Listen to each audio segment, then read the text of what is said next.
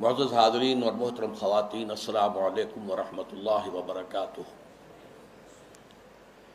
احادیث نبویہ میں علی صاحب الصلاۃ والسلام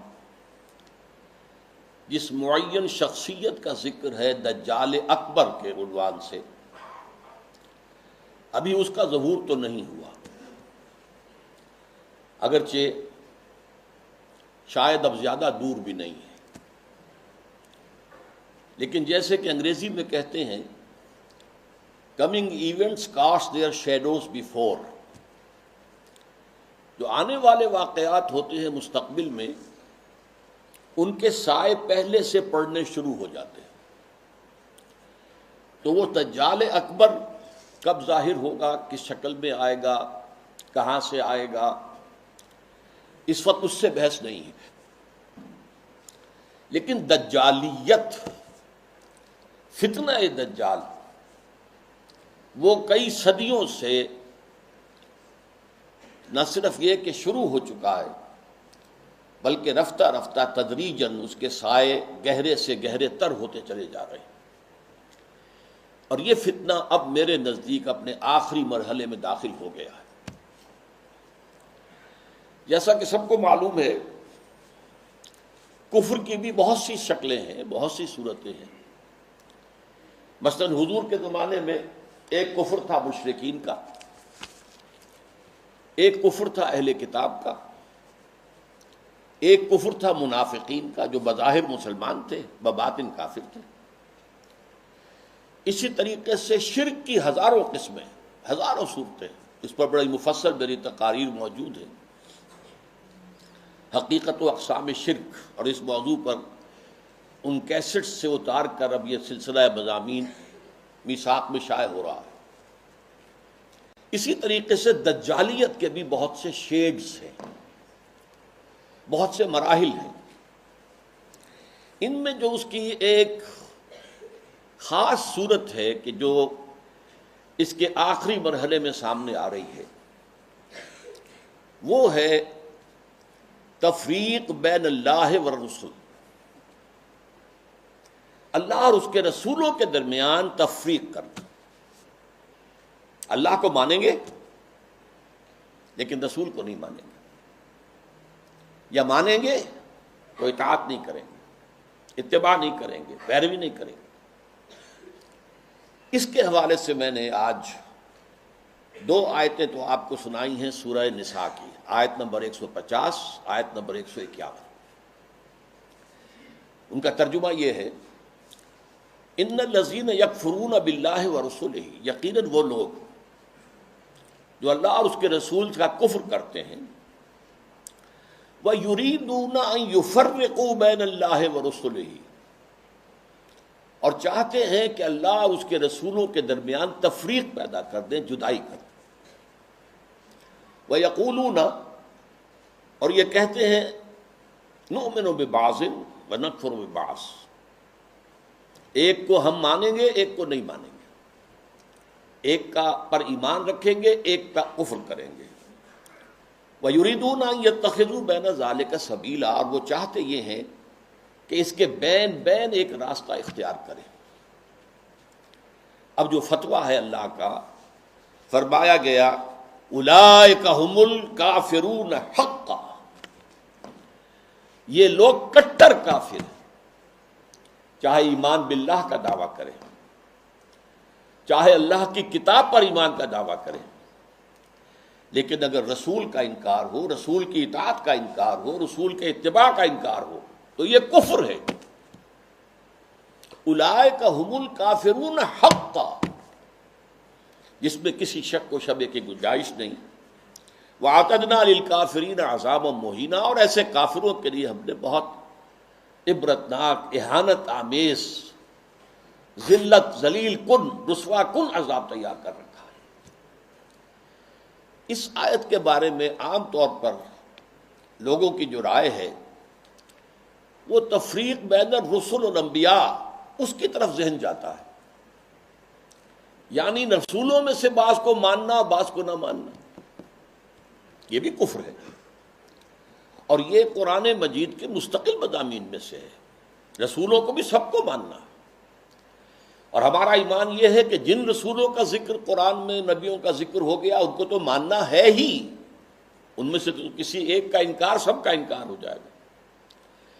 اس کے علاوہ بھی ہمیں معلوم ہے کہ دنیا میں اور بہت سے نبی اور رسول آئے ہیں جن کا ذکر قرآن میں نہیں ہے۔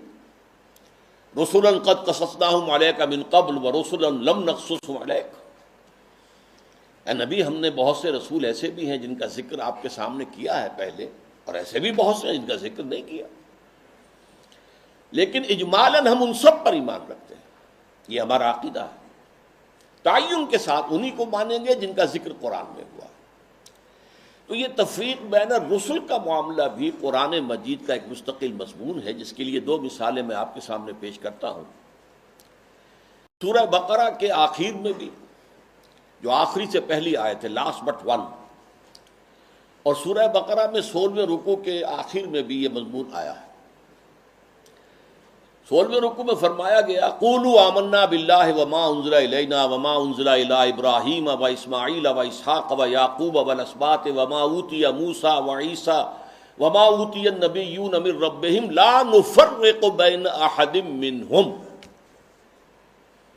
اے مسلمانوں کہو ہم ایمان لاتے ہیں اللہ پر بھی اور اس پر بھی جو ہم پر نازل کیا گیا، اور اس پر بھی جو ہم سے پہلے نازل کیا گیا، ابراہیم پر، اسماعیل پر، اسحاق پر، یعقوب پر، ان کی اولاد پر، موسیٰ پر، عیسیٰ پر، اور تمام نبیوں کو جو کچھ دیا گیا ہم اس سب پر ایمان رکھتے ہیں، اور لا نفرق بین احد من، ان میں سے کسی کے درمیان تفریق نہیں کرتے، تمام نبیوں کو مانتے ہیں۔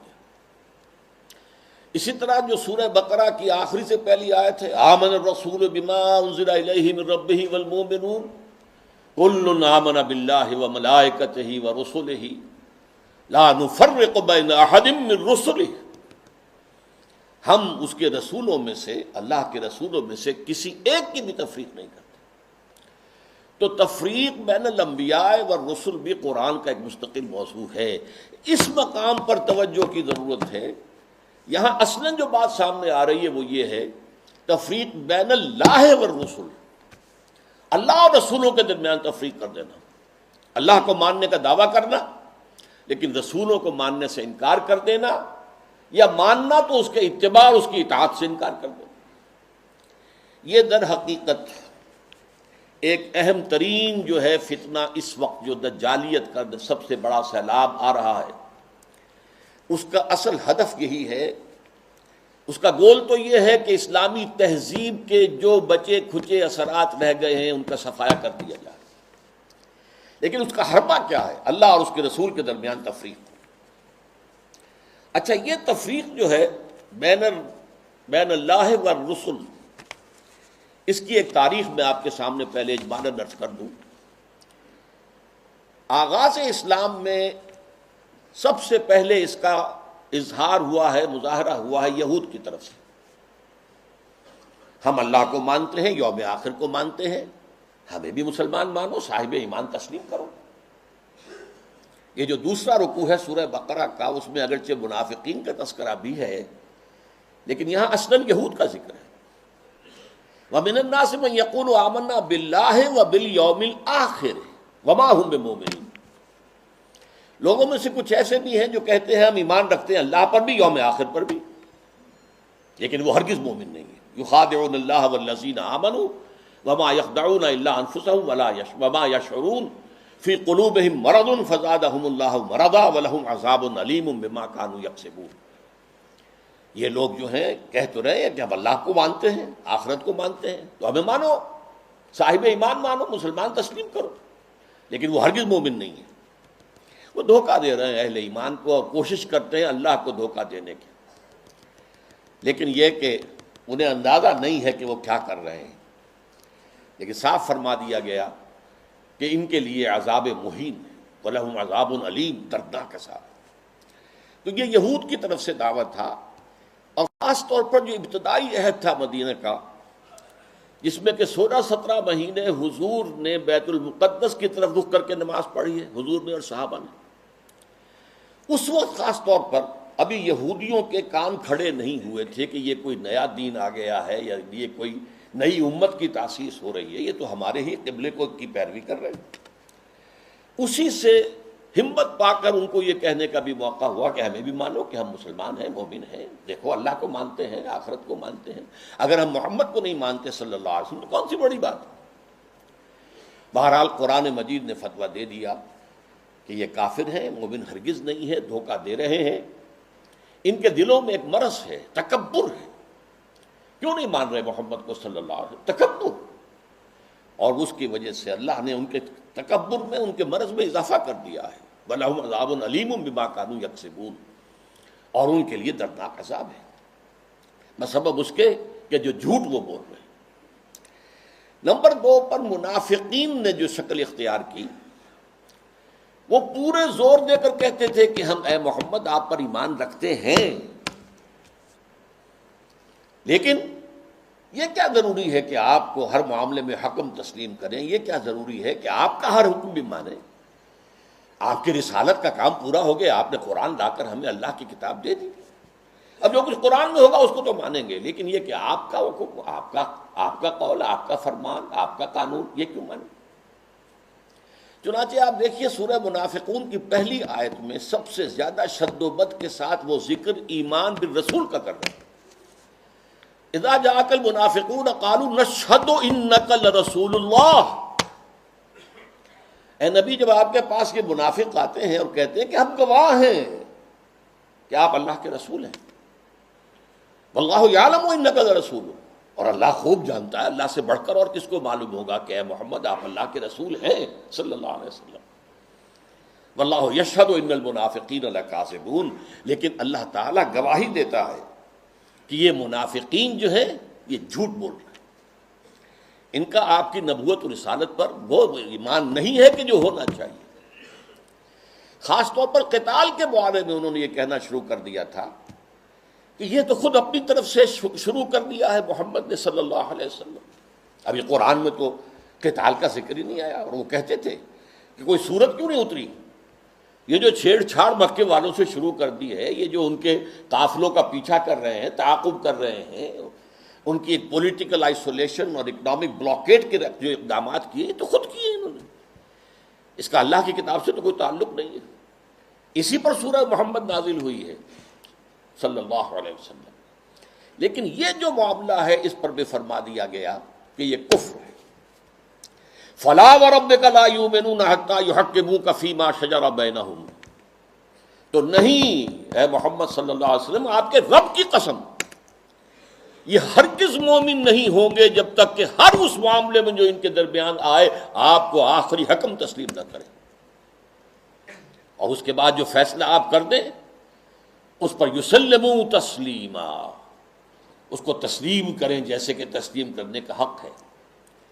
ثم لا یجدوا فی انفسہم حرجا مما قضیت، پھر وہ اپنے سینوں میں تنگی بھی محسوس نہ کریں آپ کے فیصلے پر، یعنی مان تو لیا ہے لیکن سینے کے اندر تنگی ہو رہی، بات یہ غلط ہی ہے، یہ خام خواہ جبرن ماننی پڑ رہی ہے، اب کیا کریں، مسلمانوں میں اپنے آپ کو شامل کرانا ہی ہے۔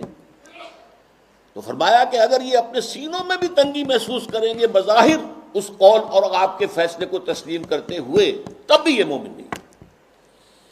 فَلَا وَرَبِّكَ لَا يُؤْمِنُونَ حَتَّىٰ يُحَكِّمُوكَ فِي مَا شَجَرَ بَيْنَهُمْ ثُمَّ لَا يَجِدُوا فِي أَنفُسِهِمْ حَرَجًا مِّمَّا قَضَيْتَ وَيُسَلِّمُوا تَسْلِيمًا، یہ صاف فیصلہ قرآن کا۔ وَمَا أَرْسَلْنَا مِن رَّسُولٍ إِلَّا لِيُطَاعَ بِإِذْنِ اللَّهِ، ہم نے تو رسول جب بھی بھیجا، جو بھی بھیجا، وہ تو اسی لیے بھیجا ہے کہ اس کو اللہ کے حکم سے اس کی اطاعت کی جائے۔ اچھا، میں to cut a long story short, اب میں آ رہا ہوں اس دور پر جب کہ امت مسلمہ، امت محمد صلی اللہ علیہ وسلم کی عمر کا 1000 سال گزر گیا، الف اول ختم ہوا، الف ثانی کا آغاز ہوا۔ اس وقت یہ فتنہ بڑے شد و مد سے ہندوستان میں اٹھا، اکبر اعظم، مغل اعظم، اب تو اس کی جو پکچر ہے وہ بھی پاکستان میں آ گئی ہے، درآمد کر لی گئی ہے، مغل اعظم، اکبر اعظم، اس نے جو دین الہی شروع کیا تھا، اسے دین اکبری بھی کہہ دیا جاتا ہے، اکبر سے نسبت کی طرف کی وجہ سے۔ دین الہی اس کا مطلب کیا تھا؟ اللہ کو مانو، باقی رسولوں کے ماننے سے تفرقہ ہوتا ہے، رسولوں کی شریعتیں جدا ہیں۔ خود قرآن کہتا ہے سورہ مائدہ میں وَلِكُلٍّ جَعَلْنَا مِنْهُمْ شِرْعَةً وَمِنْهَاجًا، ہم نے ہر ایک کے لیے ایک شریعت مقرر کی ہے، ایک منہاج مقرر کیا، ایک طرز عمل اور ایک جو منہج ہے وہ معین کیا۔ تو جو فرق لوگوں میں آتا ہے وہ رسالت کی وجہ سے آتا ہے۔ اللہ تو سب کا ایک ہے، وہ تو یہ ہے کہ لوگ مختلف ناموں سے اللہ کو پکارتے ہیں، پرمیشور کہہ لیں، مہادیو کہہ لیں، اور جو بھی آپ چاہیں پرماتما کہہ لیں، اللہ کہہ لیں، یہ سب سے کیا فرق واقع ہوتا ہے؟ وہ ایک ہی ہے، ایک ہی حقیقت ہے، بس اس کو مانو، اس کو پوجو، اس سے محبت کرو، اس سے لو لگاؤ، اس کا قرب حاصل کرو، باقی ان چیزوں کو چھوڑو، ان کی کوئی حیثیت نہیں۔ اس فتنے کے پیچھے اس کی سیاسی حکمت عملی بھی تھی۔ ہندوستان کے حالات کو یقیناً یہ کہ اگرچہ وہ ان پڑھ تھا، بالکل ان پڑھ، لیکن ذہین بہت تھا، اندازہ کر لیا تھا کہ ہندوستان کا اصل مسئلہ یہی مذہبی تفاوت اور فرق ہے، لہذا کوئی شکل ایسی ہو کہ اس تفرقے کو مٹا دیا جائے، اور اس کی شکل یہ شریعت کا اور رسالت کا تصور جو ہے بیچ میں سے نکال دیا جائے، تو اللہ کے اوپر، اللہ کو رام کہہ لو، رحمان کہہ لو، کیا فرق واقع ہوتا ہے؟ اس سے یہ ہے کہ یکجہتی پیدا ہو جائے گی۔ ہندو عورتوں سے شادی کی، یہاں تک کہ اس کا جانشین جہانگیر سلیم شہزادہ، وہ بھی ایک ہندو، اجودھا بائی جو ہے اس کے وطن سے پیدا ہوا، ہندوؤں سے شادیاں کی، کئی جو ہیں اس کی رانیاں تھیں، تلک بھی لگا لیتا تھا، بتوں کو بھی پوجا کر لیتا تھا، ڈنڈوت کر دیتا تھا، ہر رانی کے ہاں موجود ہے بت، وہاں گیا تو وہاں بھی اس نے سجدہ کر دیا، یا کم سے کم سر جھکا لیا، ہاتھ جوڑ کے کھڑا ہو گیا۔ یہ سارا فتنہ اس نے شروع کیا تھا ایک پولیٹیکل وزڈم کے تحت، لیکن اس کی ایک تائید ہو رہی تھی، اور وہ تصوف کے جس میں ہمہ اوست اور وحدت الوجود گڑبڑ ہو گئے تھے۔ Pantheism and unity of existence, یہ دو چیزیں علیحدہ ہیں، ان میں فرق باریک سا ہے، عوام اس فرق کو سمجھنے سے قاصر ہے۔ یہاں کے تصوف میں یہ دونوں چیزیں گڑبڑ ہو گئی۔ ہمارے ہاں بھی صوفی شاعر نے کہا ہے نا، مسجد مندر ہکڑو نور، یہ سرائے کی علاقے کے بہت بڑے صوفی، مسجد میں اور مندر میں ایک ہی نور ہے، نور تو ایک ہی ہے، رام کہہ لو رحمان کہہ لو، کیا فرق پڑتا؟ آپ کے لاہور میں مزار ہے کس کا؟ مادھولال حسین، ابھی مادھولال ہندو نام، حسین کا اس کے اندر لاحقہ لگا دیا۔ تو یہ تصوف جو ہے، یہ اور اکبر کی حکمت عملی نے مل کر ایک اتنا بڑا فتنہ شروع کیا کہ محمد کی شریعت اور محمد کی رسالت کا دور ختم ہو گیا صلی اللہ علیہ وسلم۔ وہ 1000 سال کے لیے تھا، کیونکہ قرآن مجید میں 2 جگہ یہ بات آئی ہے کہ اللہ کا ایک دن تمہارے حساب سے 1000 سال کا بنتا ہے۔ وہ ایک دن اللہ کا ختم ہو گیا، اور یہ جو شریعت محمدی اور نبوت محمدی کا دور تھا وہ ختم ہوا۔ اب یہ ایک نیا دور ہے، اس میں جو ہے وہ دین الہی چلے گا۔ اس فتنے کا توڑ کیا حضرت مجدد الف ثانی۔ میں نے کہا تھا نا، یہ الف ثانی کے آغاز میں فتنہ اٹھا، امت کی عمر کا دوسرا ہزارہ جو ہے دور وہ شروع ہو رہا تھا، 1000 سالہ دور۔ تو وہ فتنہ جو تھا الف ثانی کا، اس کا توڑ کرنے کے لیے اللہ نے جس مجدد کو اٹھایا ہے، اس کا نام ہی پڑ گیا مجدد الف ثانی رحمۃ اللہ علیہ، شیخ احمد سرہندی۔ اس نے توڑ کیا، جس کے بارے میں اقبال کہتا ہے، گردن نہ جھکی جس کی جہانگیر کے آگے، جس کے نفس گرم سے ہے گرمی احرار۔ وہ ہند میں سرمایہ ملت کا نگہباں، اللہ نے بر وقت کیا جس کو خبردار۔ ملت تو ختم ہو رہی تھی، اس لیے کہ ملت کی جو بنیاد جو ہے وہ حضور صلی اللہ علیہ وسلم کے اتباع اور اطاعت پر ہے۔ محض قرآن پر تو نظام کوئی بنتا ہی نہیں سرے سے، نماز کا نظام نہیں بنتا، اور کیا نظام بنے گا؟ نماز کا نظام کہاں بنے گا قرآن پر؟ تاکیدی حکم ہے، نماز قائم کرو، نماز قائم کرو، نماز قائم کرو۔ وہ 5 نمازوں کا ذکر کہاں ہے؟ یہ ان رکعتوں کا ذکر کہاں ہے کہ فجر کی 2 ہیں، فرض جو رکعتیں ہیں، اور ظہر اور عصر کی 4 ہیں، مغرب کی 3 ہیں، عشاء کی پھر 4؟ کہاں ہے؟ قرآن میں تو کہیں نہیں۔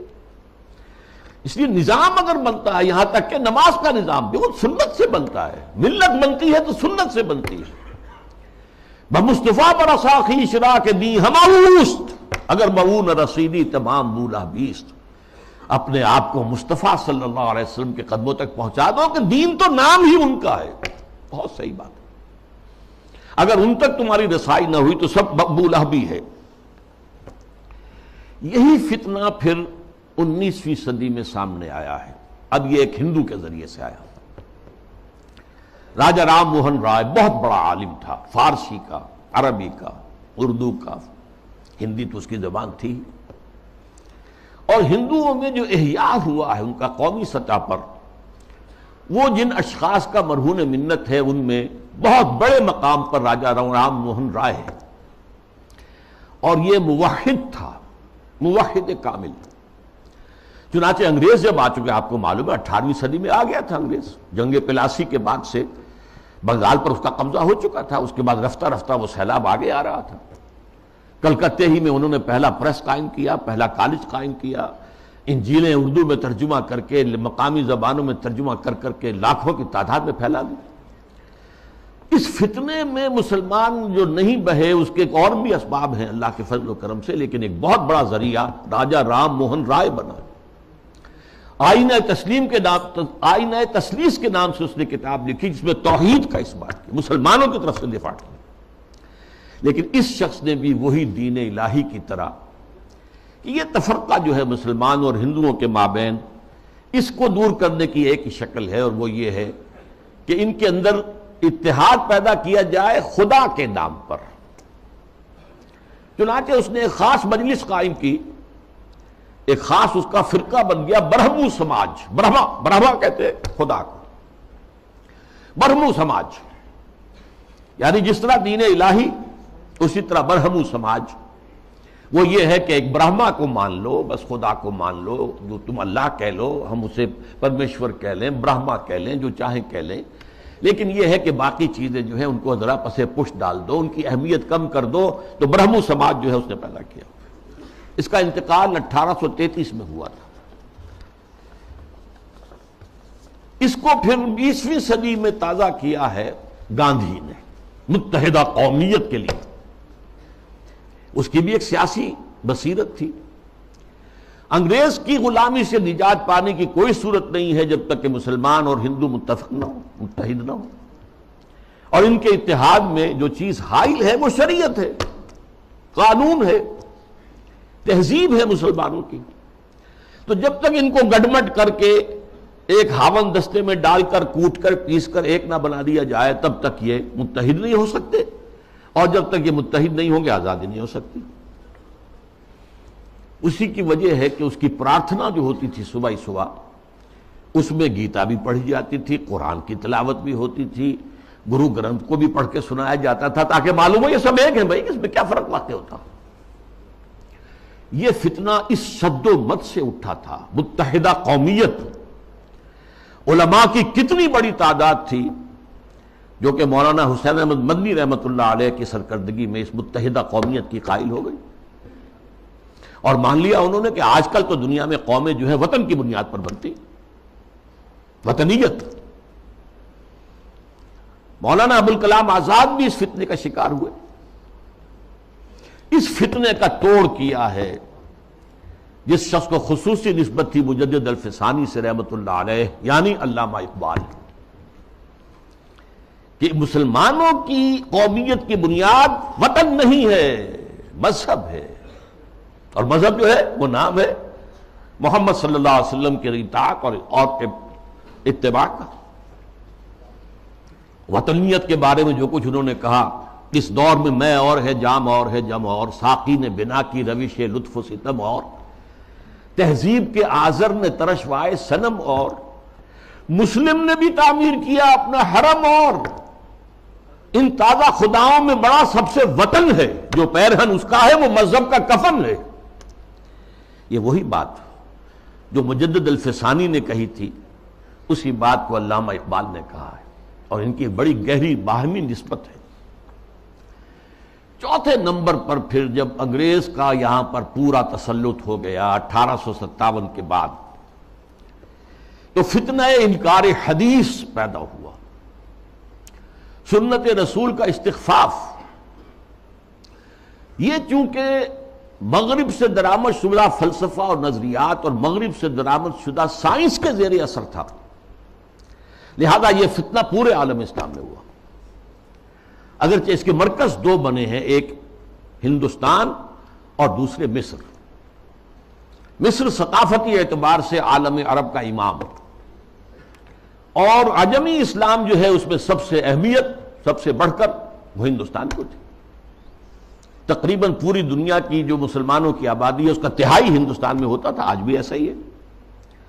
40 کروڑ سے زائد جو ہیں وہ بھارت اور پاکستان اور بنگلہ دیش میں ہیں، 125 کروڑ کل جو ہے مسلمان، ایک تہائی تعداد تو یہاں ہوتی تھی۔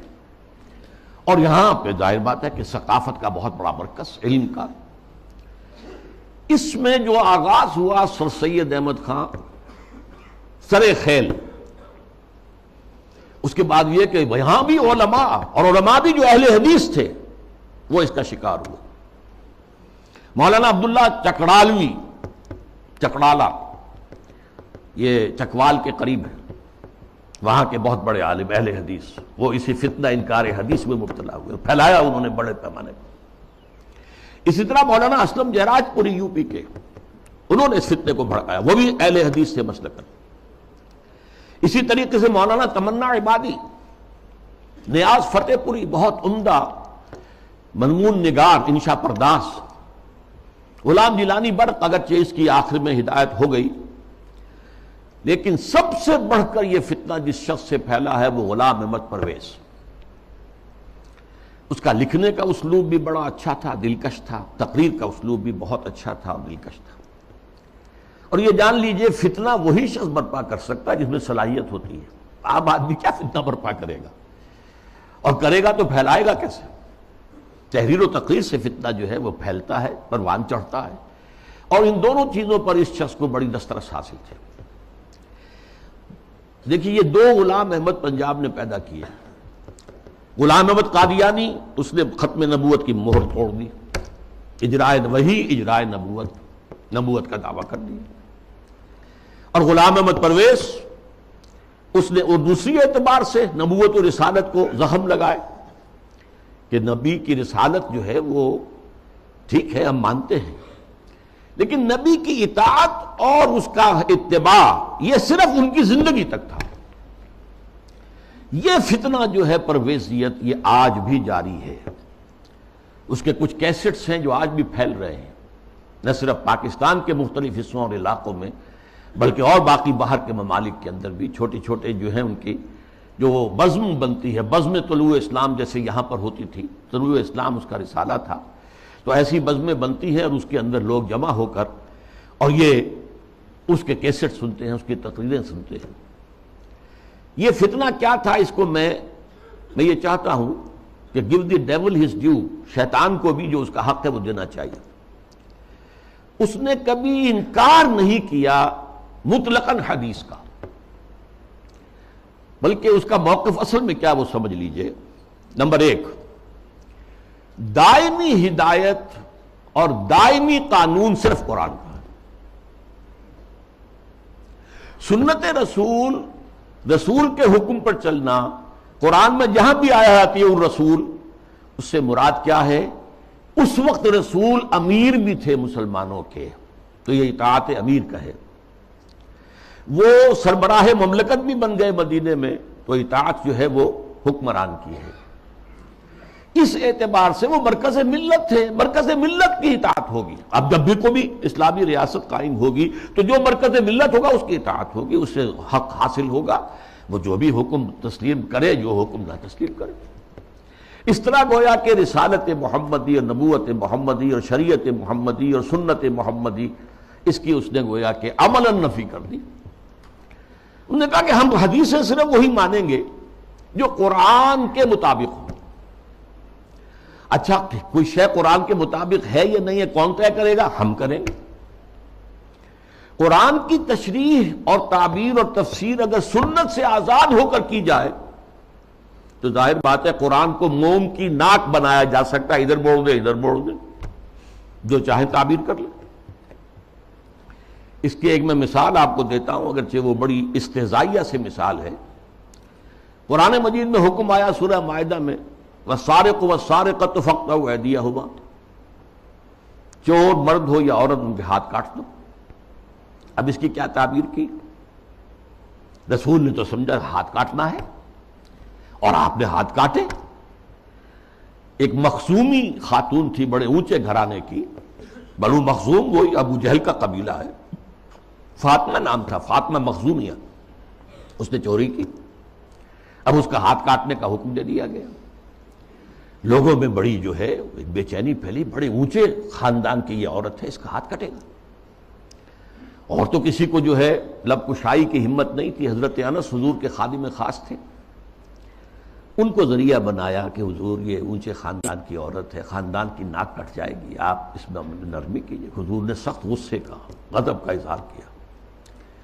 اے انس، تم سے پہلی جو امتیں برباد ہوئیں اسی لیے ہوئیں کہ جب اونچی قسم کے لوگ، اونچے لیول کے لوگ جرم کرتے تھے انہیں چھوڑ دیا جاتا تھا، اور عوام اور غریب لوگ جرم کرتے تھے تو انہیں سزا دی جاتی تھی۔ خدا کی قسم اگر فاطمہ بنت محمد بھی چوری کرے گی، معاذ اللہ ثم معاذ اللہ ثم معاذ اللہ، رضی اللہ تعالی عنہا وصلی اللہ علیہ وسلم، تو اس کا بھی ہاتھ کاٹا جائے۔ اب اس کی تعبیر پرویز صاحب کیا کرتے ہیں؟ ان کا ہاتھ کاٹ دو، مطلب ایسا معاشرہ، ایسا معاشی نظام بنا دو کہ چوری کی ضرورت ہی نہ رہے۔ جیسے محاورے میں کہتے ہیں نا، والدین کسی مسئلے میں اپنے بیٹے سے، بھائی تم نے تمہارے ہاتھ کاٹ دیے، یعنی یہ کہ تم نے تو ایسا قدم اٹھا لیا کہ اب ہم کچھ کر ہی نہیں سکتے۔ یہ گویا کہ اس محاورے پر لے آیا، ان کے ہاتھ کاٹ دو، یعنی ایسا ماحول پیدا کر دو، ایسا سوشلسٹ نظام برپا کر دو کہ جس میں ہر ایک شخص کی ضرورت پوری ہو رہی ہے تو کائے کو چوری کرے گا۔ یہ ہاتھ کاٹ دو کا مفہوم ہے، یہ نہیں ہے یہ تو مولویوں نے بنا لیا ہے، اور یہ غلط تصور ہے کہ ہاتھ کاٹے جائیں۔ حالانکہ ڈھٹائی کا یہ عالم ہے کہ اسی آیت میں آگے فرمایا گیا ہے جزاء بما کسبا نکالا من اللہ، یہ در حقیقت ان کے کرتوت کا بدلہ ہے۔ تو گویا کہ ان کے کرتوتوں کا بدلہ یہ ہے کہ ایسا نظام قائم کرو، یہ ان کے کرتوتوں کا بدلہ ہے۔ نکالن، اور عبرت ہے لوگوں کے لیے اللہ کی طرف سے۔ اللہ عبرت کیسے ہوگی؟ کیا اس اعلیٰ نظام سے عبرت پیدا ہوگی؟ قرآن مجید اپنی حفاظت کرتا ہے، لا یاتیہ الباطل من بین یدیہ ولا من خلفہ۔ قرآن مجید کے اوپر کوئی باطل حملہ آور نہیں ہو سکتا، نہ سامنے سے نہ پیچھے سے۔ بہرحال یہ اس کا موقف تھا، اور یہ موقف آج بہت بڑے پیمانے پر ہمارے جو جدید تعلیم یافتہ لوگ ہیں ان میں موجود ہے۔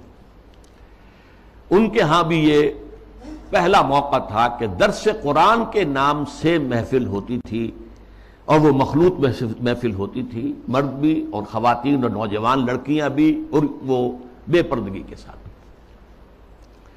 اب جو صورتحال ہے، یہ فتنہ جو ہے بہت شد و بد اور بہت بڑے پیمانے پر اور بڑی پشت پناہی کے ساتھ مغرب کے زیر اثر، اور دجال جو اس وقت ہے، دجاجلہ میں سے ایک بہت بڑا دجال جو ہے امریکہ، اور شخصی طور پر بش، اس کی ریشہ دوانی اور اس کی پشت پناہی اور اس کی تائید اور اس کی مدد سے جو فتنہ اٹھ رہا ہے، اس کا ہدف کیا ہے؟ اسلامی تہذیب کی بیخکنی کرنا۔ اور اس کا حربہ کیا ہے؟ تفریق بین اللہ والرسل۔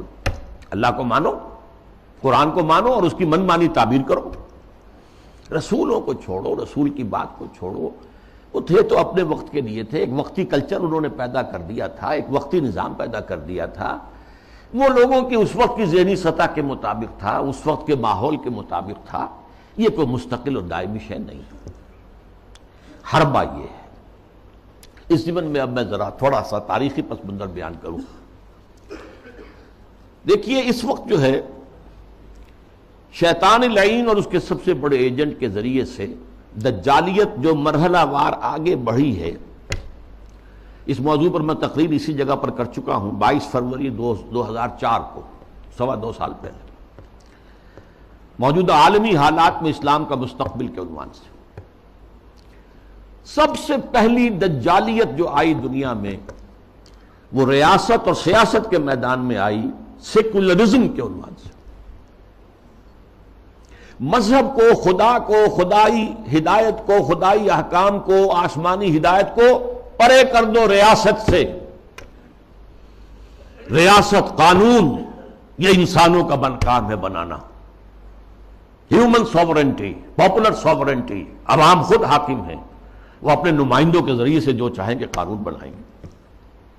رکھ دو، اللہ کو مسجد میں بند کرو اور خدا کو جو ہے جہاں چاہو بند کر دو، ہمارے ایوان حکومت میں نہیں آئے گا، ہمارے قانون ساز ادارے میں وہ نہیں آئے گا، حاکمیت اس کی نہیں ہے، حاکمیت عوام کی۔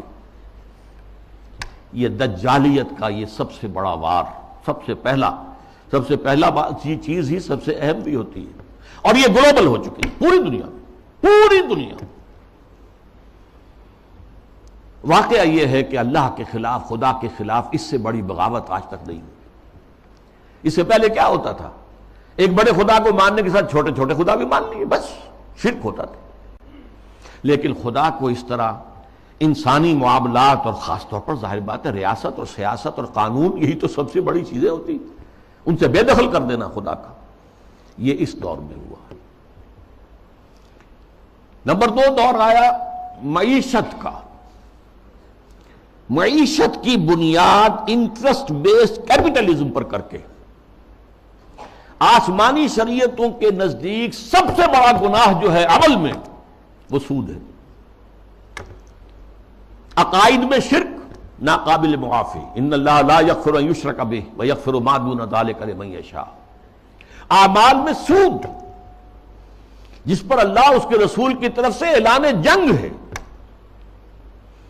وہ سود مرکزی شے بن گیا معیشت کی۔ بینکنگ، انٹرسٹ، کیپٹلزم، یہ بھی گلوبل ہو چکا ہے فتنہ، پوری دنیا، مسلم غیر مسلم، مشرقی مغربی، سب ہر جگہ۔ اب تیسرا وار جو آ رہا ہے یا شروع ہو چکا ہے کافی بڑے پیمانے پر، اور مغرب اور اس کے زیر اثر جو دوسرے ممالک ہیں ان کے اندر تو وہ آ چکا ہے پورے طور پر۔ ابھی عالم اسلام میں پورے طور سے نہیں آیا ہے، جس کے لیے بڑی ایک منظم سازش کے ساتھ بڑی جد و جہد ہو رہی ہے۔ وہ کیا ہے؟ شرم و حیا، عفت و عصمت کے تصورات، اور ستر و حجاب کے قوانین اور ضابطوں کے خلاف، اس سے آزاد تہذیب اور معاشرت۔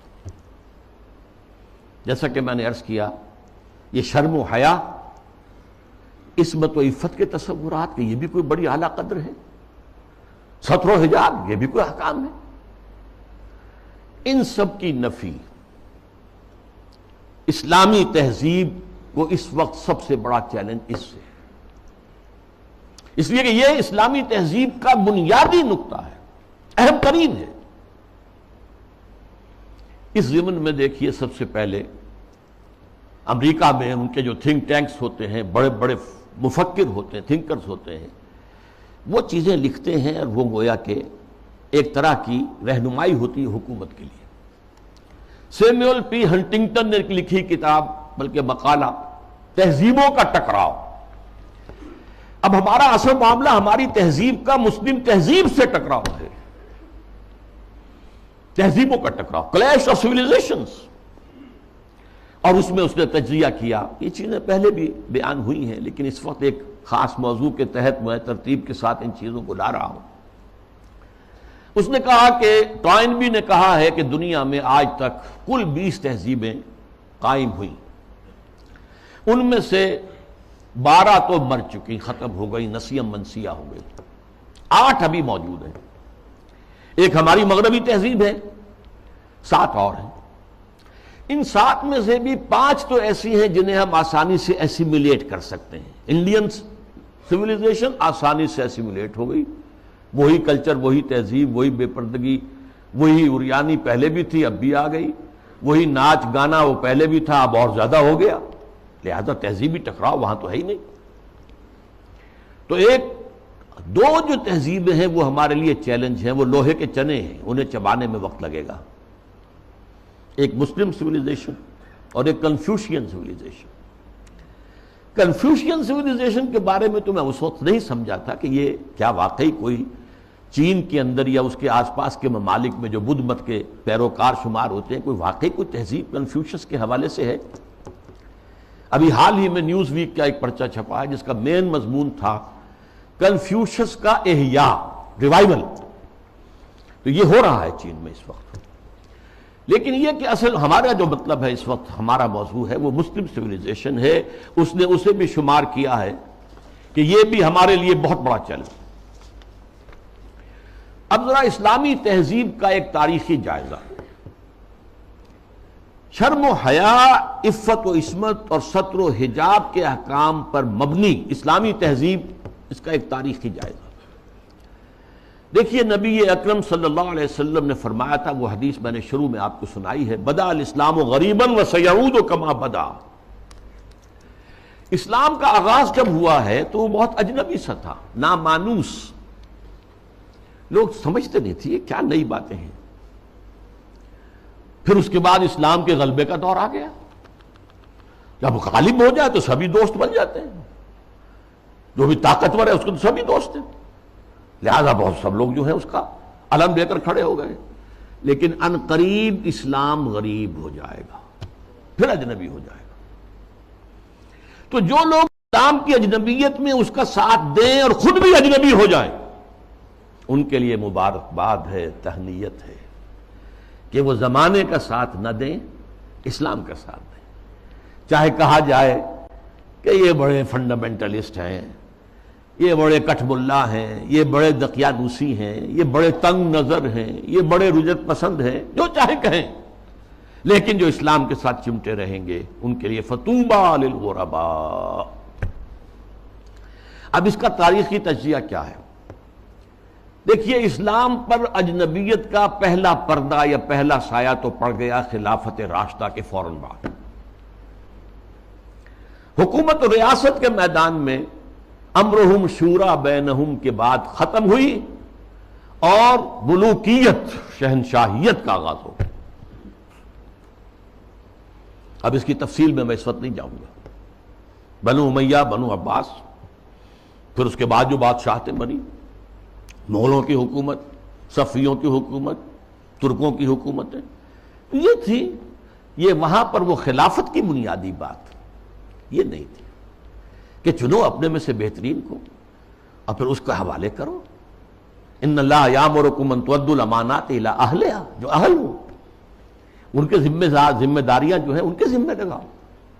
اس کو ختم کر دیا گیا۔ اب جس کی لاٹھی اس کی بھینس۔ بنی امیہ کی طاقت زیادہ ہے، عصبیت شدید ہے، لہذا وہ آئے، انہوں نے حکومت قائم کر لی۔ تو یہ پہلا دور تھا اجنبیت کا، پہلا پردہ پڑا اسلام پر۔ دوسرا پردہ کچھ عرصے کے بعد جب ملوکیت نے خوب پنجے گاڑ لیے، مضبوطی ہو گئی اور ملوکیت شہنشاہیت میں تبدیل ہو گئی، یہ دور بنو عباس ہے۔ اس میں معیشت کے میدان میں بھی آ گیا معاملہ۔ ایک طرف جاگیرداری جو ملوکیت کی بنیاد ہوتی ہے، ہر جگہ مشرق و مغرب میں شہنشاہیت اور بادشاہیت میں آپ کو جاگیرداری ملے گی۔ جاگیردار ہوتے 30,000 منصبدار، 20,000 منصبدار، ان پر حکومت قائم ہوتی اور ان کے لیے ضروری ہے مزارعت۔ آپ نے بہت بڑی جاگیر دے دی ہے، لیکن کیا وہ شخص خود کاشت کر لے گا؟ وہ تو کسی کو بٹائی پر کاشت کے لیے دے گا نا۔ یہ زمین کا سود ہے جو سب سے پہلے اسلام میں داخل ہوا، جس کو حرام مطلق قرار دیتے ہیں امام ابو حنیفہ بھی رحمۃ اللہ علیہ، جو اصحاب الرائے کے سر خیل ہیں، امام ہیں، اور امام مالک بھی رحمۃ اللہ علیہ جو اصحاب الحدیث کے سر خیل ہیں اور سب سے بڑے ان کے نمایاں ہیں۔ لیکن یہ شام، اور پھر بیع معجل، بیع مرابحہ کے عنوان سے نقد کے معاملے میں بھی جو ہے، کرنسی کے معاملے میں بھی وہ ایک سود کی ہلکی سی شکل داخل ہے۔ یہ دوسرا دجالیت کا دور پوری دنیا میں بھی آیا، بینکنگ، انٹرسٹ بیسڈ کیپٹلزم، اور کچھ اسلامی ممالک کے اندر بھی، جیسا کہ میں نے عرض کیا کہ اس راستے سے چور دروازوں سے داخل ہوا۔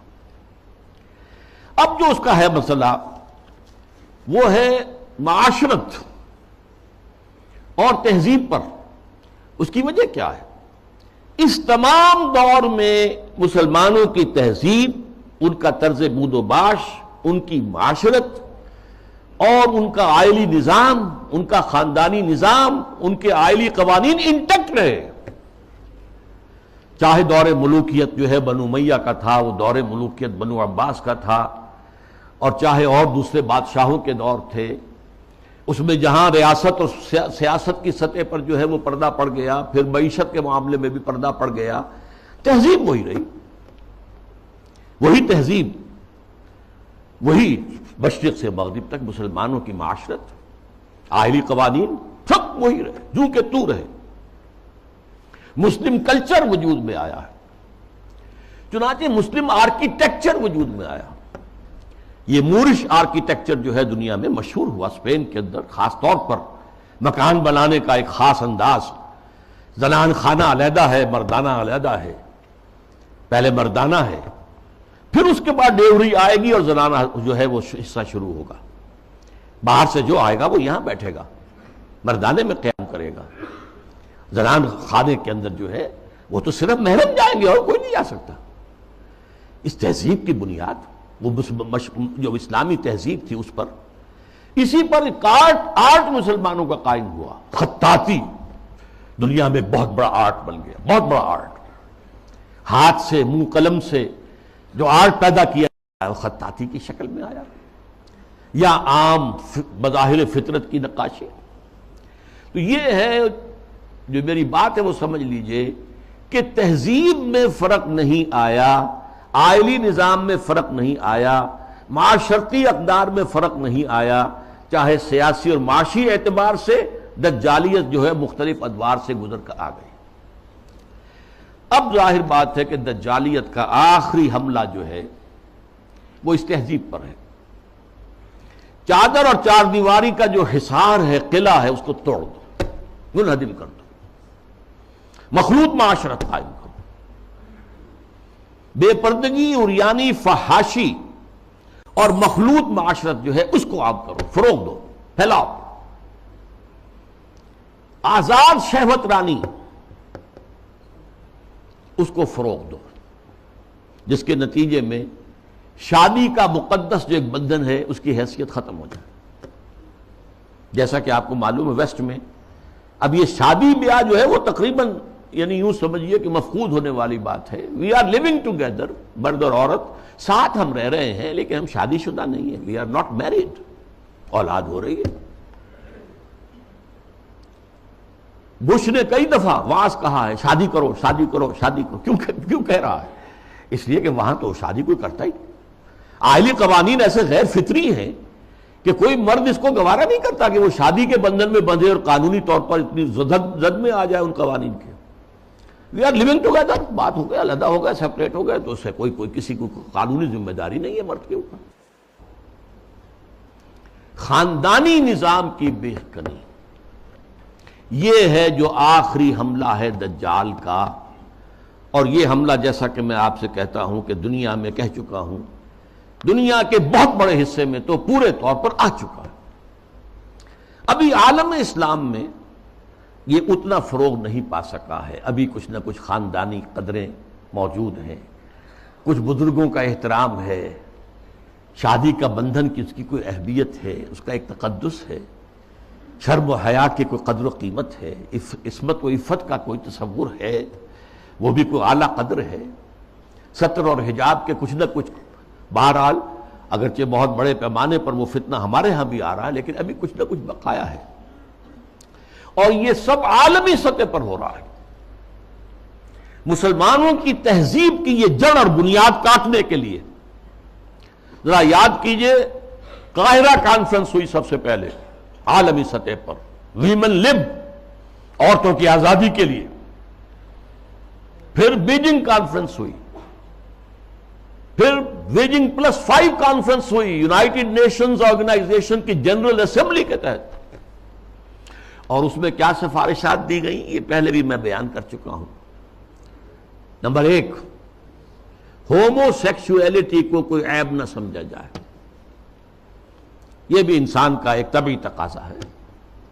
مرد مرد سے، عورت عورت سے شہوت رانی کرے.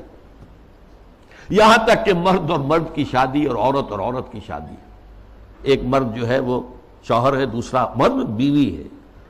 ایک عورت شوہر کے درجے میں ہے، دوسری عورت بیوی کے درجے میں. اسی طریقے سے یہ جو تم کہتے ہو عصمت فروش عورتوں کو پروسٹیچیوٹس، یہ بڑا گندا لفظ استعمال کرتے ہو. ان کو اس کو بھی اس کا احترام ہونا چاہیے. وہ بھی ایک پیشہ ہے، ایک محنت ہے.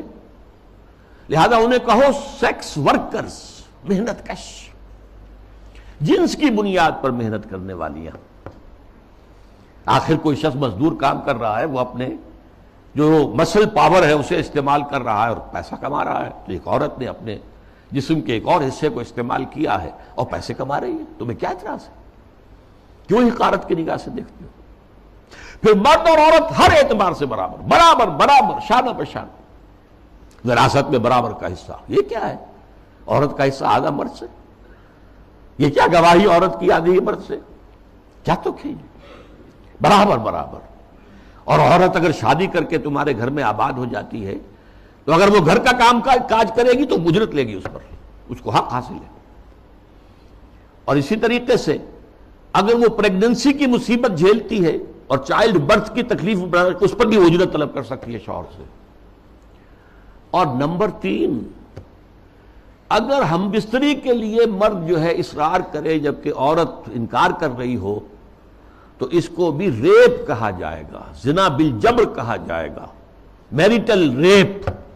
یہ شادی کے اندر بھی ریپ کا تصور ہے.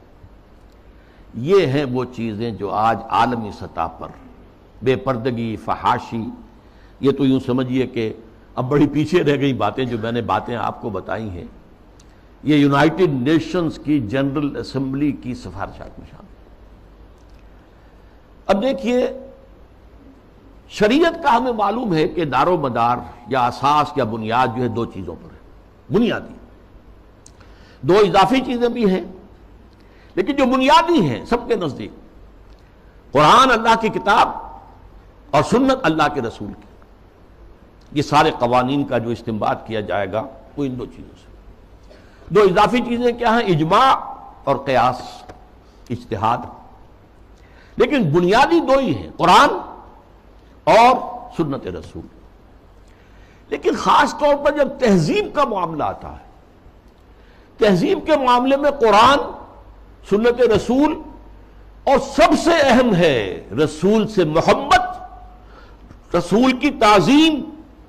وہ مرکز ملت ہے دائم اور قائم ہمیشہ کے لیے. مرکز ملت وہ ہے اللہ کا رسول ہے صلی اللہ علیہ وسلم. ان کی تعظیم میں کمی ہوگی تو دین کی جڑ ختم ہو جائے گی، تہذیب ختم ہو جائے گی. ان کی اطاعت ہی نہیں، اتباع. ان کا اتباع اگر نہیں ہوگا تو تہذیب اسلامی نہیں رہے گی. پھر میں آپ کو اقبال کا شعر سنا رہا ہوں، وہ مصطفیٰ پر اساں خیش را کے دی ہماؤس، اگر برو نہ رسیدی تمام بولا بیست.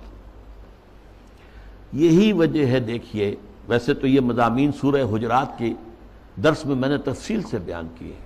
مرکزی شخصیت جو ہے ہمیشہ کے لیے امت مسلمہ کے اندر، باقی چھوٹی چھوٹی قیادتیں ادھر ادھر، کوئی پاکستان میں قائد اعظم بن گیا، کوئی بونگ بندو بن گیا، کوئی اور جو ہے وہ کارنو جو ہے وہ لیڈر بن گیا، یہ ہے سب. لیکن اصل لیڈر، اصل شخصیت، مرکزی شخصیت پورے عالم اسلام کے اندر وہ محمد رسول اللہ کے صلی اللہ علیہ وسلم. ان سے محبت، ان کی تعظیم، سوء ادب بھی نہ ہو جائے. ان کی آواز سے اوپر اپنی آواز کہیں کر دو گے تو سارے اعمال حبط ہو جائیں گے. یا ایھا الذین آمنوا لا ترفعوا اصواتکم فوق صوت النبی ولا تجهروا له بالقول كجهر بعضكم لبعض ان تحبط اعمالكم وانتم لا تشعرون.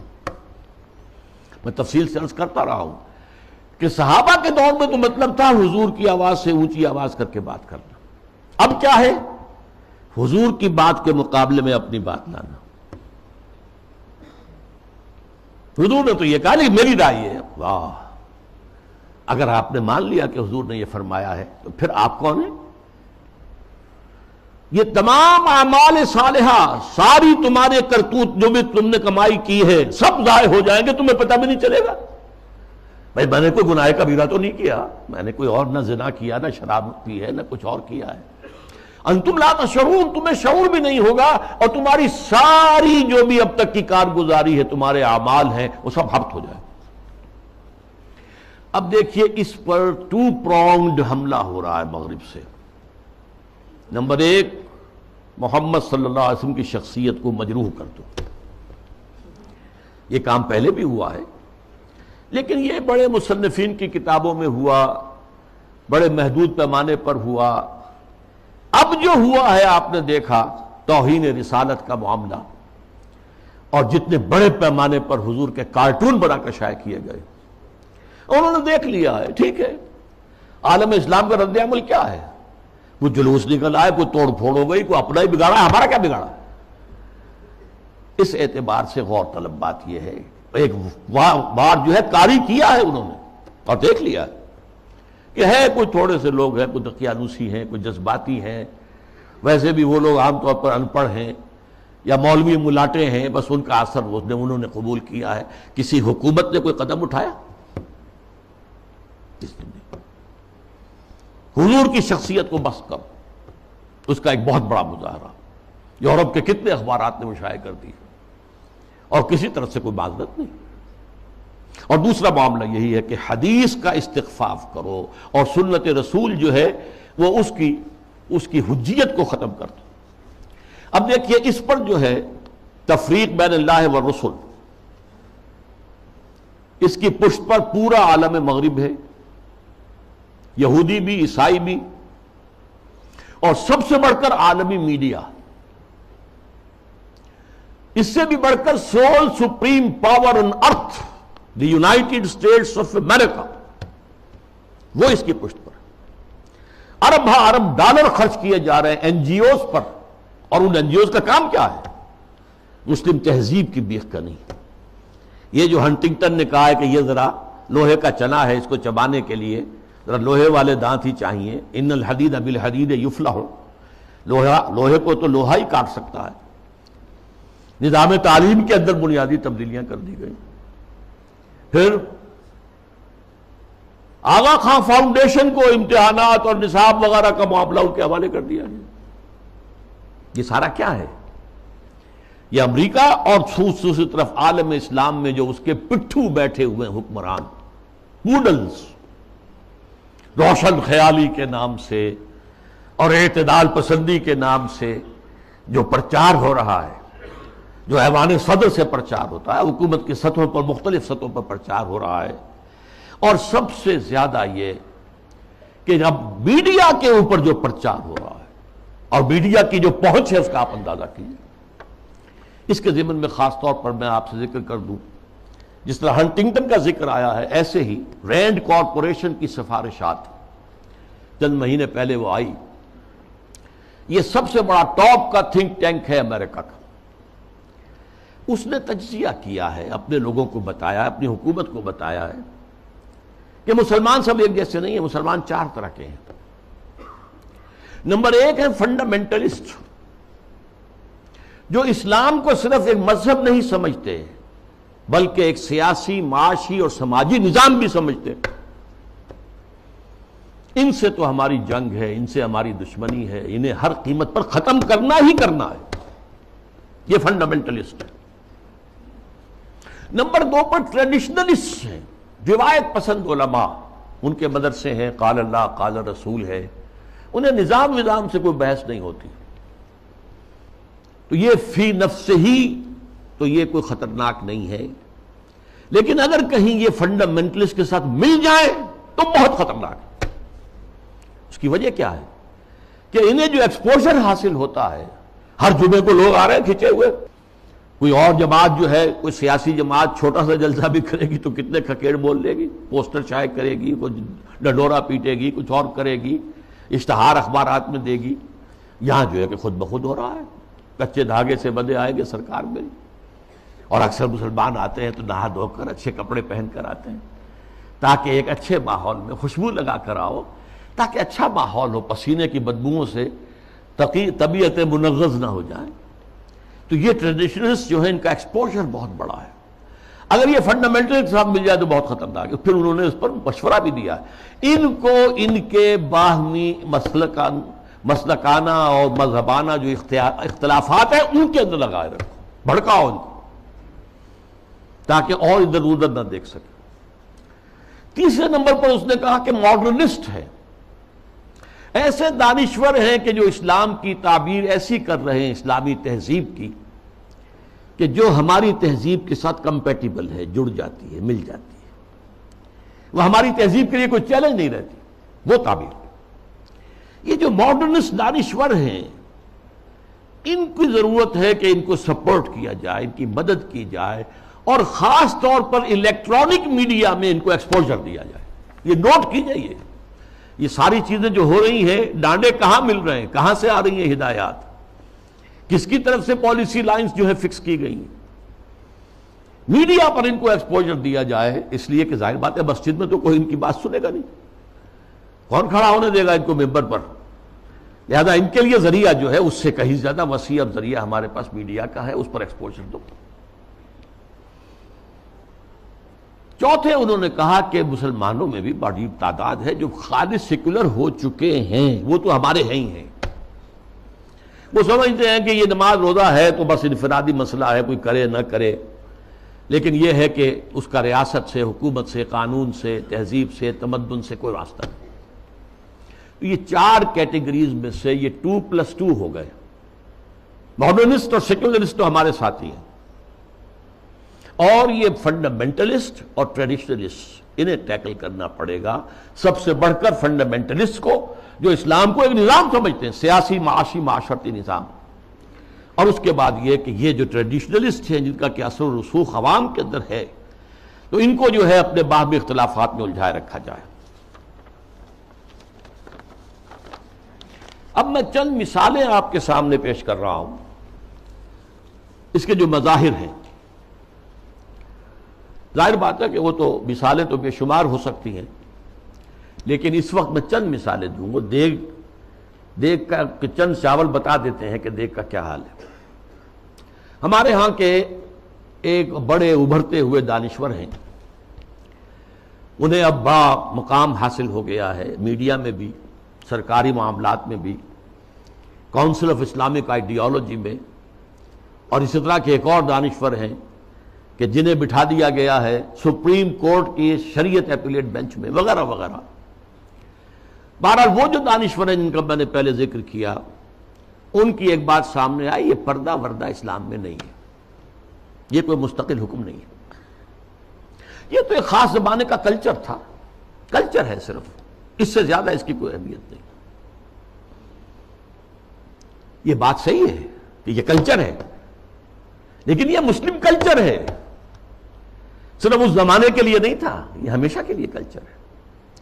اس لیے کہ ظاہر بات ہے جب اسلام آیا ہے تو عرب میں کوئی کلچرل ویکیوم تو نہیں تھا، ان کا اپنا کلچر تھا، وہاں وہ عریانی نہیں تھی جو آج ہے، نہیں تھی، عورت کا لباس ہوتا تھا پورا، باہر نکلتے ہوئے عورتیں اس دور جاہلیت میں بھی چادر لیتی تھیں، صرف یہ کہ چہرہ کھلا رہتا تھا، چادر جسے جلباب کہا جاتا ہے، بڑی سی چادر جس میں وہ لپٹ کر نکلتی تھی باہر۔ تو اس طریقے سے ایک کلچر موجود تھا۔ پھر یہ بھی تھا بند سنور کر نکلنا اور لوگوں کی نگاہوں میں کھبنا، یہ بھی عام تھا، اس کے اوپر کوئی پابندی نہیں تھی، مخلوط معاشرت تھی، یہ تھی۔ اب اسی معاشرت کے اندر اسلام نے تبدیلیاں کی۔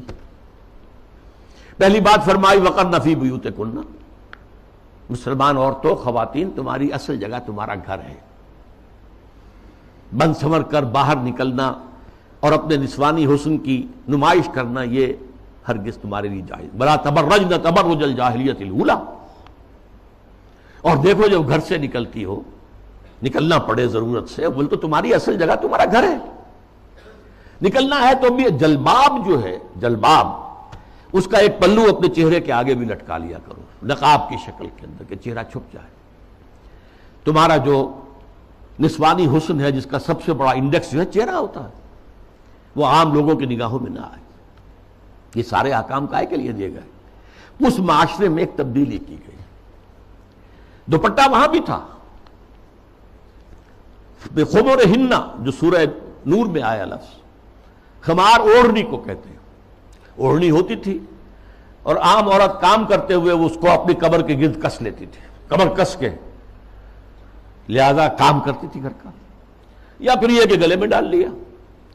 سر کو ڈھانپنا اور خاص طور پر جو اپنے سینہ ہے، سینے کو اس کے کور کرنا، یہ نہیں تھا، اس میں کہہ دیا تم اپنا جو ہے سر بھی ڈھانکو، اور وَضْرِبْنَ بِخُمُرِهِنَّ عَلَى جُيُوبِهِنَّ، اپنے گریبانوں کے اوپر اپنی اوڑھنیوں کے بکل مارو، تاکہ جو عورت کا نسوانی حسن ہے اس میں ایک بہت بڑا حصہ یہ بھی ہے، اس کو مزید چھپاؤ۔ کرتا تو پہلے سے تھا، لیکن یہ وَضْرِبْنَ بِخُمُرِهِنَّ عَلَى جُيُوبِهِنَّ، یہ جو تمہارے خمار ہیں، جو تمہاری یہ اوڑھنیاں ہیں، ان کے ذرا بکل بھی مار لیا کرو اپنے اوپر۔ اس نے وہ تہذیب پیدا کی ہے جس کا میں تذکرہ کر چکا ہوں کہ اس نے ہماری ایک طرز تعمیر بھی تبدیل کر دی، مردانہ اور زنانہ معاملہ، اور گھر بنانا، مورش آرکیٹیکچر خاص طور پہ دنیا کے اندر مشہور ہے، ٹاپ کے آرکیٹیکچرز میں سے، اور پھر یہ سارا جو نظام بنا ہے، اور یہ چلا آیا انگریزوں کے دور میں بھی نہیں ختم ہوا یہ، اور فرانسیسی کہیں گئے، کہیں اور گئے، کوئی اور پورچوگیز گئے، ڈچ گئے، وغیرہ وغیرہ، اطالوی گئے، لیکن یہ تہذیب کا جو یہ سٹرکچر تھا یہ قائم رہا، انٹیکٹ رہا۔ اب اس کے خلاف جو مہم ہو رہی ہے وہ میں آپ کو بتا چکا ہوں کہ عالمی سطح پر ہے۔ جیسے یہ پردے کے معاملے میں، یہ پردہ جو کہ میں نے ایک بڑی مفصل تقریر کی تھی، پردے 4 ہیں، ایک نہیں 4۔ پہلا پردہ جو ایک پورے کرٹن کی طرح گویا کہ ہمارے پورے معاشرے کے اندر تنا ہوا ہے، وہ سیگریگیشن آف سیکسز، عورتوں اور مردوں کو علیحدہ کرو، مخلوط معاشرت نہ ہو۔ دعوت ولیمہ ہو رہی ہے تو ایک طرف عورتیں ہیں، دوسری طرف مرد ہیں، مخلوط نہیں۔ لیکن اب مخلوط بھی ہوتی، وہ تو جدید تہذیب جو ہے جیسے جیسے پھیل رہی ہے، اور کمال یہ کرتے ہیں کہ دولہا اور دلہن کو سجی سجائی دلہن کو لا کر جو ہے وہ وہاں پر اسٹیج پر بٹھا دیتے ہیں۔ بڑھ رہا ہے کینسر جو ہے وہ آگے سے آگے بڑھ رہا ہے۔ پہلا پردہ سیگریگیشن، ٹھیک ہے، کوئی کام کرنے کی پابندیاں نہیں ہے، تعلیم حاصل کرنے پر پابندی نہیں ہے، لیکن یہ کہ سیگریگیشن کے ساتھ ہوگا جو بھی معاملہ ہوگا۔ میں تفصیل سے کر چکا ہوں، وہ میری تقریر کے ویڈیو بھی ہیں، آڈیو بھی ہیں، وغیرہ وغیرہ، اور شاید وہ کہیں مضمون کی شکل میں میثاق میں چھپ بھی چکی ہو۔ اگلا پردہ کیا ہے کہ عورت گھر سے نکلے تو یا جلباب کے اندر لپٹی ہوئی ہو، اور یا یہ ہے کہ پھر اسی کی ایک شکل بن گئی، وہ لپٹی ہوئی بھی ہو، اپنے چہرے کے اوپر ایک اس کا حصہ پلو لٹکا بھی لے، اسی کی شکل بعد میں برقعے کی شکل میں آ گئی، آسانی ہو گئی۔ جلباب میں ہے تو آپ کا ایک ہاتھ جو ہے عورت کا وہ چادر کو سنبھالنے پر لگے گا، صرف ایک ہاتھ فری ہوگا۔ اگر آپ نے برقع اوڑھ لیا ہے اور نقاب بھی ڈالا ہوا ہے، دونوں ہاتھ فری ہیں۔ ڈاکٹر کے ہاں جانا ہے، بچے کو لے کر دکھانا ہے، بچے کو گود میں لیا اور ایک ہاتھ میں بوتل لے رکھی ہے دوا کے لیے، ورنہ یہ ہے کہ معاملہ مشکل ہو جائے گا۔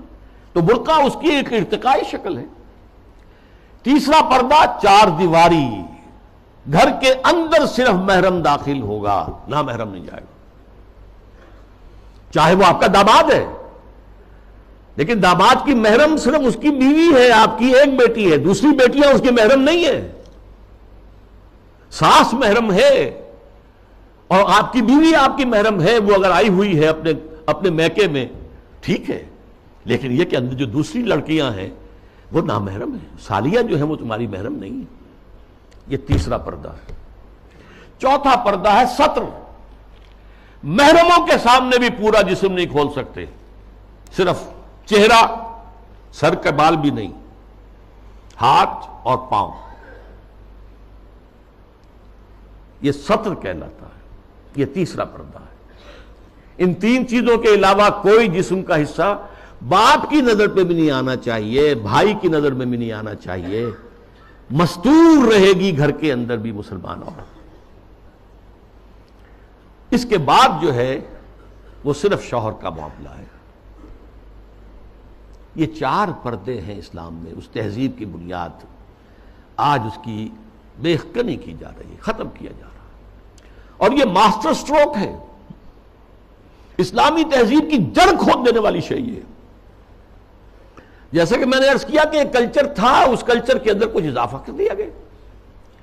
ایسے ایک مثال حج کی ہے، حج تو جاہلیت، دور جاہلیت میں بھی ہو رہا تھا، بس یہ تھا کہ تلبیے میں انہوں نے شرک شامل کر دیا تھا، لبیک اللہم لبیک لبیک اللہم لبیک لبیک لا شریک لک لبیک الا شریکا تملکہ وما ملک، میں حاضر ہوں پروردگار، میں حاضر ہوں، تیرا کوئی شریک نہیں سوائے اس شریک کے کہ جس کا تو ہی مالک ہے، اس کے پاس جو اختیارات ہیں وہ بھی تیرے ہی اختیار میں ہیں۔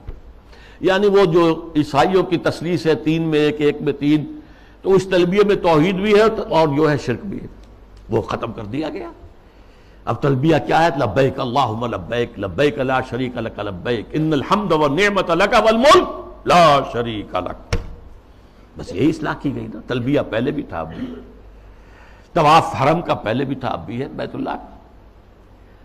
آپ جانا ہے منا میں ٹھہرنا ہے، اور پھر اس کے بعد جو ہے وہ جانا ہے عرفہ، میدان عرفات میں۔ اس میں کیا غلطی ہو گئی تھی کہ قریش کہتے تھے کہ ہم تو حرم کے متولی، ہم حدود حرم سے باہر نہیں جا سکتے، وہ صرف منا میں ٹھہرتے، اس کو روک دیا گیا۔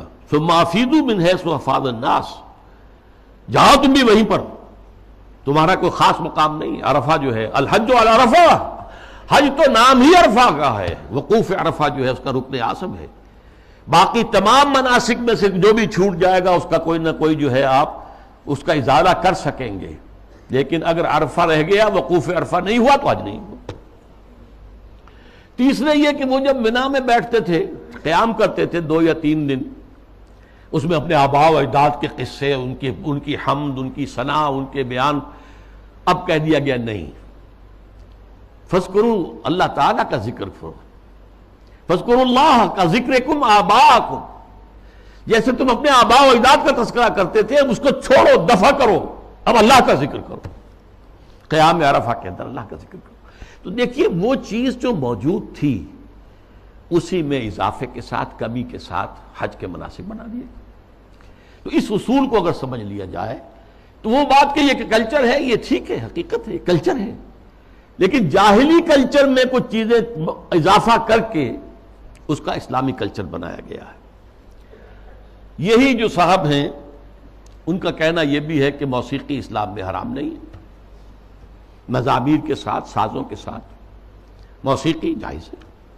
اچھا، ایک ان سے بھی بڑے دانشور ہیں، بڑی محترم شخصیت ہے ہماری قومی سطح پر، انہوں نے کہہ دیا کہ اسلام میں شراب حرام نہیں ہے، شراب پی کر نشے میں دھت ہو جانا، مدہوش ہو جانا حرام ہے۔ دلیل یہ کہ شراب کے لیے حرام کا لفظ قرآن میں کہیں آیا ہے؟ بتاؤ۔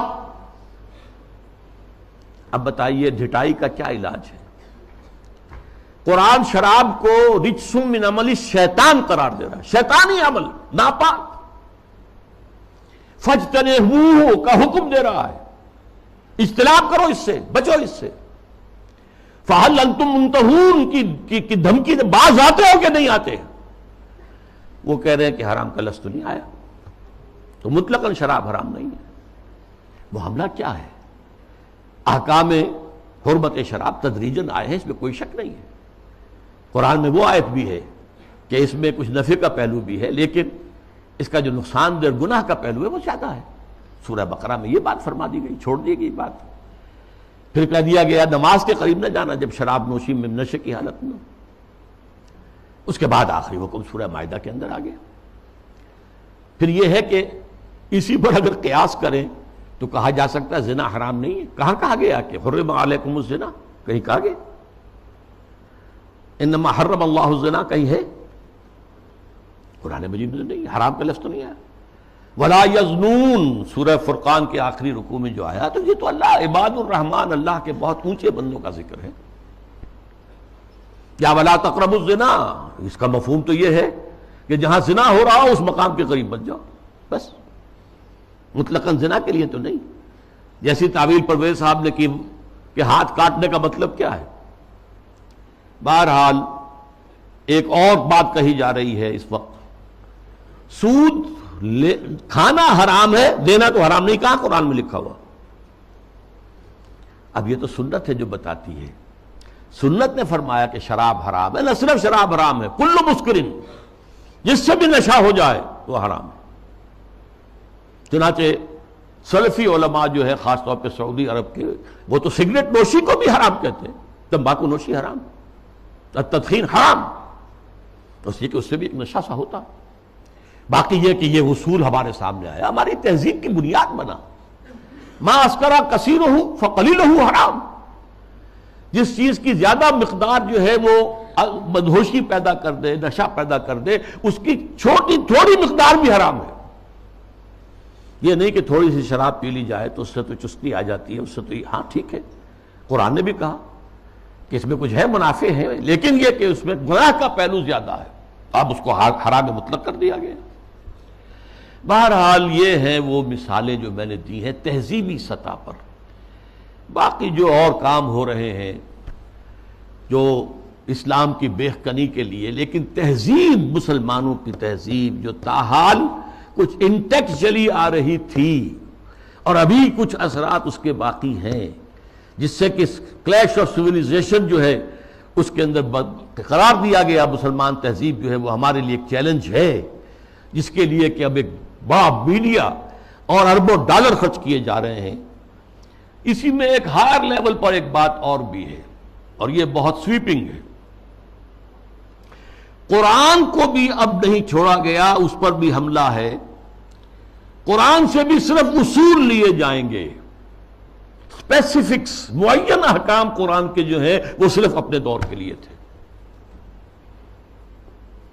اگر زنا کا، شادی شدہ مرد اور عورت کا، رجم کا ہے، یہ اپنے وقت کی بات ہے، یہ مطلقاً نہیں ہے، ہمیشہ کے لیے نہیں ہے۔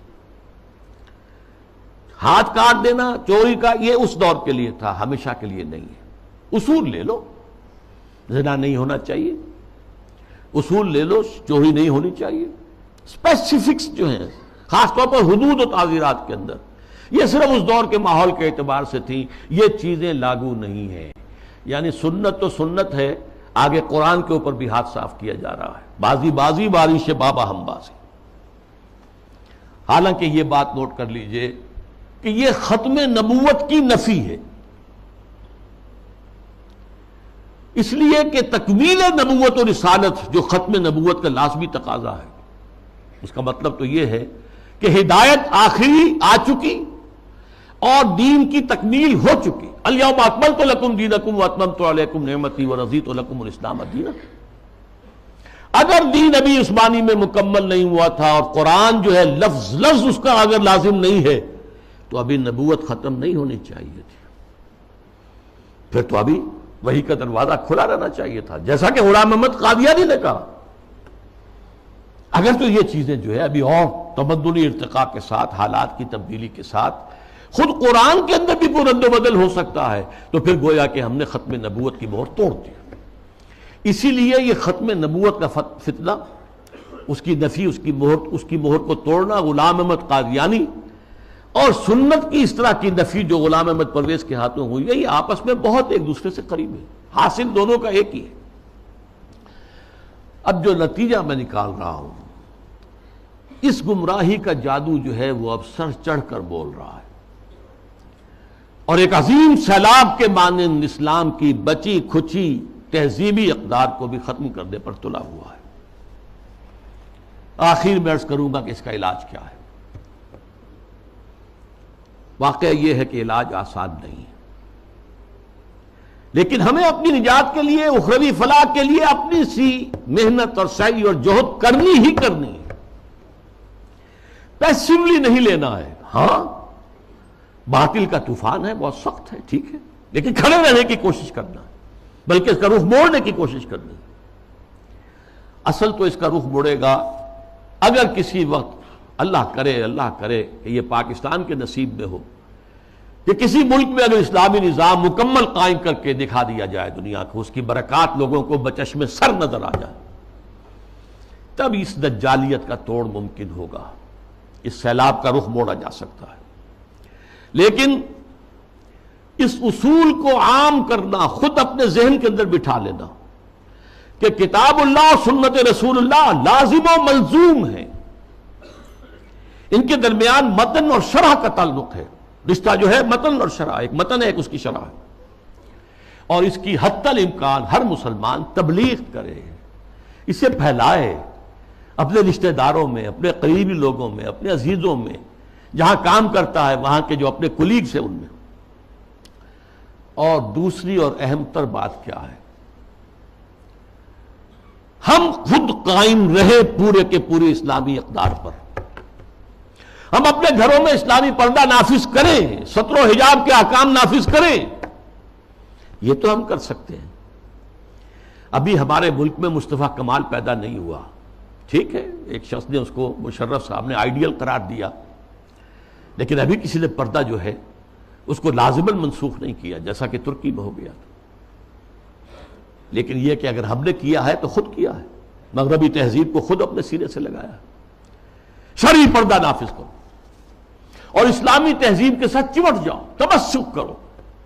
چاہے تم اجنبی ہو جاؤ، چاہے تمہیں دقیانوسی کہا جائے، چاہے تم پر پھبتیاں کسی جائیں کہ اگلے وقتوں کے ہیں یہ لوگ، انہیں کچھ نہ کہو، یہ فنڈامنٹلسٹ ہیں، یہ تاریخ خیال لوگ ہیں، یہ رجعت پسند قسم کے لوگ ہیں، یہ قدامت پرست لوگ ہیں، یہ کٹھ ملا ہیں، جو چاہے کہہ دے دنیا، لیکن برداشت کرو، کھڑے ہو جاؤ.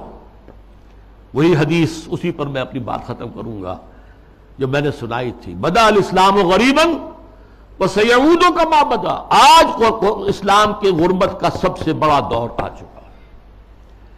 پہلے ریاستی اور سیاسی سطح کے اوپر آیا تھا، پھر معاشی سطح کے اوپر آیا، پھر اب جو ہے تہذیبی سطح پر، سماجی سطح پر، آئینی قوانین پر، ستر و حجاب کے احکام پر، عصمت و عفت کی اقدار پر، شرم و حیا کی اقدار پر یہ جو حملہ ہے، یہ بدا الاسلام غریباً وسیعود کما بدا، یہ اپنی انتہا کو پہنچ گیا. فطوبی للغرباء، تو ان لوگوں کے لیے تہنیت ہے، مبارکباد ہے جو اسلام کی اس غربت اور اجنبیت کے دور میں خود غریب بن جائیں، اجنبی بن جائیں، تانے سنیں لیکن کھڑے رہیں، اسلام کو اور اسلامی اقدار کو سینے سے لگائے رکھیں، چمٹے رہیں. وہ لوگ ہیں جن کے لیے مبارکباد ہے، تہنیت ہے، بشارتیں ہیں. اللہ تعالیٰ مجھے اور آپ کو اس معیار پر پورا اترنے کی توفیق عطا فرمائے. الحمدللہ الذی ہدانا لہذا وما کنا لنہتدی لولا ان ہدانا اللہ. جو بھی اللہ نے ہمیں ہدایت اپنی کتاب اور اپنے رسول کی سنت کے ذریعے سے عطا کی ہے، اس پر قلب کی گہرائیوں سے شکریہ ادا کیجئے. الحمدللہ الذی ہدانا لہذا وما کنا لنہتدی لولا ان ہدانا اللہ. ربنا لا تزغ قلوبنا بعد اذ ہدیتنا وہب لنا من لدنک رحمہ. اے اللہ تو نے ہدایت جو عطا فرمائی تھی امت مسلمہ کو، اب اس کے بعد اس کے دل کج نہ ہونے دے. اے اللہ اپنی حفاظت میں رکھ امت کو. اب اس کی بچی کچی اقدار کے خلاف بھی جو سیلاب آ رہا ہے، اے اللہ ہمیں توفیق دے کہ اس کے مقابلے کے اندر کھڑے ہو جائیں. ربنا لا تزغ قلوبنا بعد اذ ہدیتنا وہب لنا من لدنک رحمہ انک انت الوہاب. اللہم اغفر لنا ولآبائنا ولأمہاتنا ولجمیع المؤمنین والمؤمنات والمسلمین والمسلمات الاحیاء منہم والاموات انک سمیع مجیب الدعوات. اللہم اشف مرضانا، اللہم اشف مرضانا، اللہم اشف مرضانا. اللہم حبب الینا الایمان وزینہ فی قلوبنا وکرہ الینا الکفر والفسوق والعصیان. وصلی اللہ تعالی علی خیر خلقہ محمد وبارک وسلم تسلیما کثیرا کثیرا.